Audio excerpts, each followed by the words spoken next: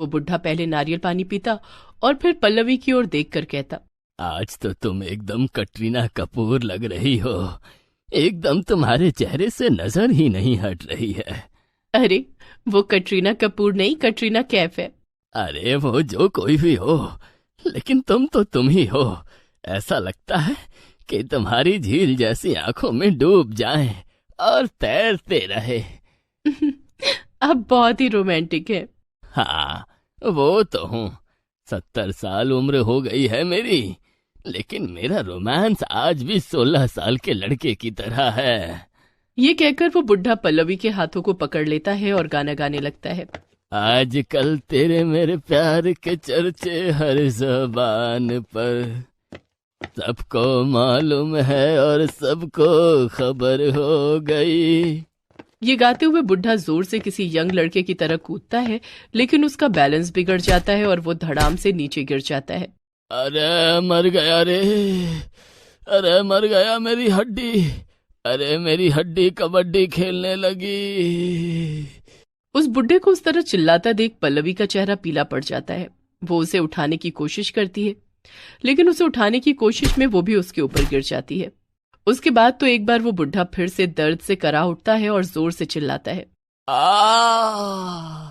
वो आवाज इतनी तेज थी कि पल्लवी भी डर जाती है और वो भी जोर से चिल्लाती है, लेकिन चिल्लाने के साथ ही उसकी नींद खुल जाती है। वो देखती है कि वो तो अपने बिस्तर पर ही है। ओह, ये सब एक सपना था। उसके बाद पल्लवी घड़ी की ओर देखती है। रात के 12:30 बज रहे थे। अधिकतर लोग नींद की आगोश में थे। पल्लवी ने फिर से सोने की कोशिश की, लेकिन पल्लवी को नींद नहीं आ रही थी। वो अपने बिस्तर पर करवटें बदल रही थी। उसके बाद उसने तकिए के नीचे से अपना मोबाइल निकाला और मोबाइल की गैलरी से एक फोटो को जूम करके देखने लगी। वो फोटो उसी बुढ़े की थी जो उसके साथ सपने में नारियल पानी पी रहा था। पल्लवी उस फोटो को प्यार भरी नजरों से देख भी रही थी और खुद से ही बातें भी कर रही थी। क्या करूं? उनको फोन करूं कि ना करूं? आधी रात हो रही है, वो तो गहरी नींद में होंगे, लेकिन उनसे कहे बिना भी तो नहीं रह सकती। इतनी बड़ी खुशखबरी जो है। पल्लवी ने थोड़ी देर सोचा और फिर फोन का नंबर डायल करने लगी। उसने जिस नाम से उस बुढ़े का नंबर सेव कर रखा था वो नाम था जानू। थोड़ी देर बाद बुढ़े ने फोन उठाया। हेलो। सो रहे थे क्या? अरे नहीं नहीं, जब से तुमसे मिला हूँ सोता कहाँ हूँ, बस जागता रहता हूँ और तुम्हारे बारे में सोचता रहता हूँ। बहुत प्यार करते हैं आप हमसे। अरे ये कोई पूछने की बात है? अरे दिल चीर के देख तेरा ही नाम होगा, आज भरी महफिल में कोई बदनाम होगा। अरे गाना वाना बाद में गाइएगा, अभी आपको एक बहुत बड़ी खुशखबरी देनी है। पल्लवी की बातों को सुनकर बुढ़े की आंखें चौड़ी हो गई। उसने कहा, क्या बात है? जानते हैं, कल मेरी भाभी, भैया और माँ 3-4 दिन के लिए शादी में जा रहे हैं। शादी में? हाँ, शादी में। मुझे आज रात को ये बात पता लगी है। तुम नहीं जाओगी? अरे बोल तो मुझे भी रहे थे, लेकिन मैंने बहाना बना दिया कि कॉलेज में एक्स्ट्रा क्लास है, इसलिए मैं घर पर अकेली रहूंगी, पूरी अकेली। पल्लवी ने जिस अंदाज में ये बात कही कि वो घर पर अकेली रहेगी, पूरी अकेली, उसे सुनकर जानू यानी उस बुढ़े की आंखों में चमक आ गई। अरे वाह, ये तो सच में बहुत बड़ी खुशखबरी है। 4 दिन हमारे होंगे, मजा आ जाएगा, खूब प्यार करेंगे एक दूसरे से, खूब। अच्छा, मैं रखती हूँ, कल उन लोगों के जाने के बाद बात करूंगी। पल्लवी कॉलेज में पढ़ती थी। इस समय वो उम्र होती है जब इंसान को प्यार हो जाता है। पल्लवी को भी हुआ, लेकिन एक 70 साल के बुढ़े से। वो उसके प्यार में न सिर्फ पागल थी, बल्कि उस बुढ़े के लिए कुछ भी करने को तैयार रहती थी, चाहे वो सही काम हो या गलत। लेकिन इसके पीछे एक कारण था। कुछ महीने पहले की बात है। अरे बोला ना, ये ड्रेस पहनकर कॉलेज नहीं जाना है। क्यों, क्या बुराई है इस ड्रेस में? देख, ज्यादा सवाल जवाब मत कर और जो कहा है वो कर। नहीं करूंगी, नहीं करूंगी, नहीं करूंगी। आप लोग हमेशा मेरे पीछे पड़े रहते हैं। ये नहीं करना है, वो नहीं करना है, यहाँ नहीं जाना है, वहां नहीं जाना है।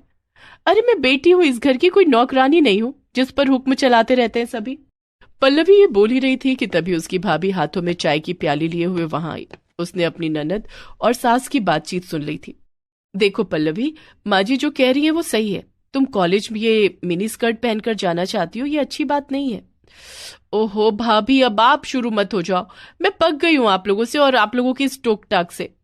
ये कहकर पल्लवी अपने पांव को पटकती हुई घर से बाहर निकल गई। पल्लवी को हमेशा लगता था कि उसकी माँ और उसकी भाभी, या यूं कहिए कि पल्लवी का पूरा परिवार बिना बात के हाथ धोकर उसके पीछे पड़ा रहता है, जबकि ऐसा बिल्कुल नहीं था। वे लोग तो उसकी भलाई के लिए बोला करते थे, लेकिन पल्लवी को उनकी भलाई की बातों में बुराई नजर आती थी। पल्लवी गुस्से में घर से निकल गई और एक पार्क में जाकर बैठ गई, और यही पहली बार उसकी मुलाकात उस बुढ़े से हुई थी। पल्लवी पार्क में बैठी रो रही थी, तभी वो बुढ़ा उसके पास आया। क्या बात है, तुम क्यों रो रही हो? पल्लवी ने उस बुढ़े को पहले तो घूर कर देखा और फिर उससे कहा, आपको उससे क्या मतलब? मैं रो या हंसूं? आप पतली गली पकड़िए और यहां से निकलिए और मुझे अकेला छोड़ दीजिए। देखो, सब कुछ कहो लेकिन अकेला छोड़ने के लिए मत कहना, क्योंकि अकेले का दर्द क्या होता है तुमको क्या पता? हाँ, 20 साल पहले मेरी बीवी मुझे छोड़कर निकल गई। तब से मैं किसी टूटे हुए आशिक की तरह यहाँ वहां घूमता रहता हूँ, किसी चेहरे में अपनी पत्नी को तलाशता रहता हूँ। उस बुढ़े की बात पल्लवी को काफी इंटरेस्टिंग लगी। उसने रोना बंद कर दिया और अपनी कहानी उसको बताने लगी। पूरी कहानी सुनकर उस बुढ़े ने उसे गले लगा दिया। अरे, ये तो सरासर जुल्म कर रहे हैं तुम्हारे घर वाले।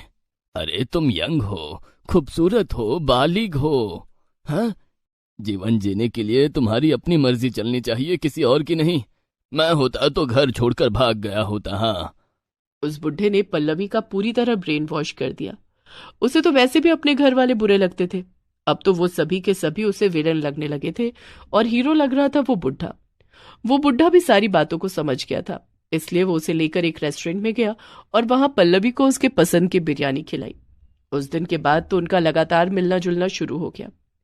पल्लवी को भी अब उसके साथ बातें करना, घूमना, मिलना जुलना अच्छा लगने लगा था। और एक दिन, जानू, मैं आपसे बहुत प्यार करती हूँ, बहुत प्यार, आपके बिना जी नहीं सकती। मैं भी तुम्हारे बिना जी नहीं सकता। तो फिर शादी कर ले। अरे, इतने भी क्या जल्दी है, शादी भी कर लेंगे, लेकिन उसके पहले प्रेम का मजा तो पूरी तरह से ले लो। पल्लवी को कुछ समझ नहीं आ रहा था कि वो क्या कर रही है और क्या नहीं। उसे तो बस वो बुढ़ा जो कहता वो करती, और इसी बात का वो बुढ़ा फायदा उठा रहा था। असल में वो बुढ़ा बहुत ही बदमाश किस्म का आदमी था। उसे पता चल गया था कि पल्लवी उसके हाथों की कठपुतली हो गई है।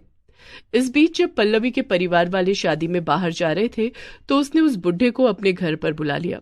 जब उसके घर वाले चले गए तो उसने उसे कॉल किया। वो बुढ़ा पल्लवी के पड़ोसियों की नजर बचाकर उसके घर पहुंच गया। पल्लवी ने जैसे ही उसे देखा तो उसने उसे गले से लगा लिया। आप आ गए, मैं कब से आपका इंतजार कर रही थी। अरे, तुमसे ज्यादा तो मैं कर रहा था। चलो, अब बातों में समय नहीं गवाते हैं और अपने प्यार को आज एक कदम और बढ़ाते हैं। ये कहकर उस बुढ़े ने पल्लवी को गले लगा लिया। पल्लवी को बहुत अच्छा लग रहा था, लेकिन तभी उसके घर का दरवाजा खुला और दरवाजा खुलते ही उसकी माँ, उसका भाई और उसकी भाभी अंदर आ गई। जैसे उस बुढ़े ने पल्लवी के परिवार को देखा तो वो भागने की कोशिश करने लगा, लेकिन उसके भाई ने उसे पकड़ लिया। अपने पूरे परिवार को सामने देख पल्लवी का चेहरा भी पीला पड़ गया था।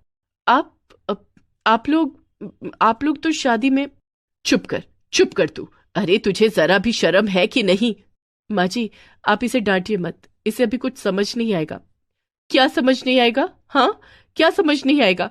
पूरी दुनिया की समझदारी सिर्फ आप लोगों में ही भरी हुई है। मैं बालिग हूं, मेरा जो मन करेगा मैं वो करूंगी।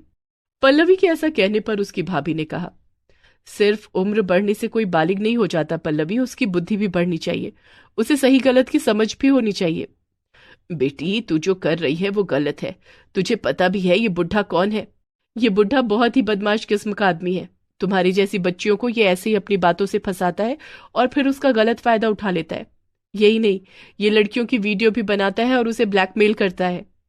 असल में पल्लवी को एक बार उस बुढ़े से मिलते हुए उसकी भाभी और उसकी माँ दोनों ने देख लिया था। वे उसे उस बुढ़े से मिलते देखकर बहुत शॉक्ड हो गए। उन्होंने उस समय उसे कुछ नहीं कहा, लेकिन उस पर नजर रखने लगे। इसी क्रम में पल्लवी की भाभी और उसकी माँ को उस बुढ़े की सच्चाई पता लगी।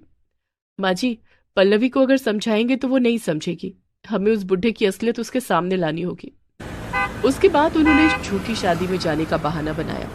पल्लवी को अभी भी उनकी बातों पर विश्वास नहीं हो रहा था। तभी पल्लवी के भाई ने उस बुढ़े की जेब में छिपा कैमरा उसे दिखाया। ये देखकर पल्लवी चौंक गई।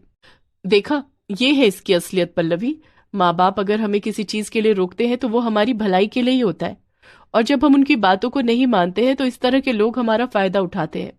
अपनी भाभी की बातों को सुनकर पल्लवी की आंखों में पश्चाताप के आंसू आ गए। उसने सभी से माफी मांगी। उस बुढ़े को पुलिस के हवाले कर दिया गया। दोस्तों, आप लोग भी माँ बाप की बातों को सुने, नहीं तो कोई भी आपका गलत फायदा उठा सकता है। दोस्तों, आप हमारे चैनल को जरूर सब्सक्राइब